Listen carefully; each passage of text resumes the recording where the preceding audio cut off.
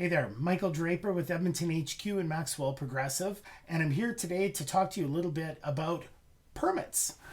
Something that in a seller's market like we're seeing right now, a lot of people think are just a suggestion, but really they can complicate the process quite a bit if there's development on a property that's done without getting proper municipal permits. The first issue that we'll talk about is safety. If there's improper wiring or plumbing issues or things like that, it can put your family at risk. And why would anybody want to accept that? Bad wiring can cause fires, lots of different things. So structurally, if you didn't get permits, you don't know if something isn't structurally sound. It could fall apart, cause damage, all of that. So safety is the number one issue.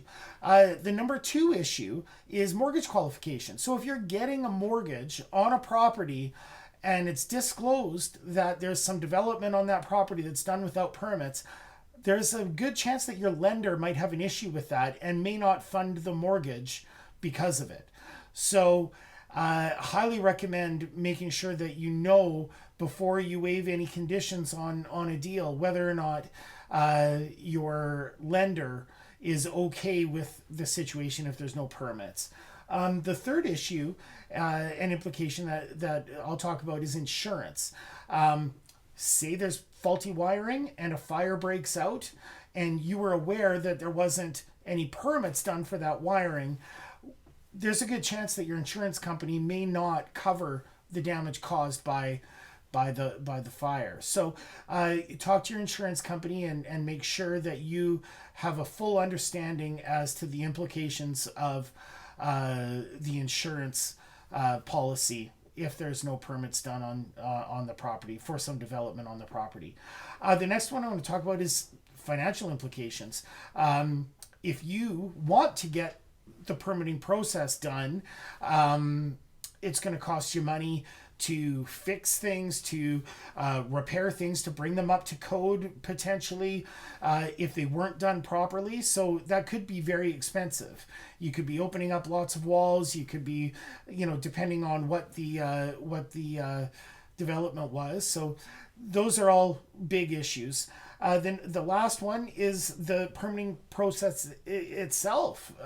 When you go to the city and you try to permit something that's already been built, they charge you double for the permits. So it just makes sense to get it done ahead of time. You pay half price for the permits.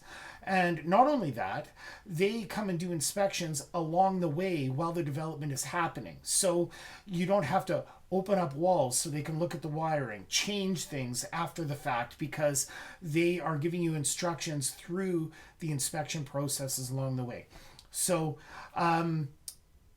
as a licensed realtor, I will always tell you get permits for any development on your property. It makes your life and your future life so much easier, and any potential buyer will have some peace of mind on your home later. So any other questions about that, please feel free to send us a message or reach out anytime. I hope this helps, and we'll talk to you soon.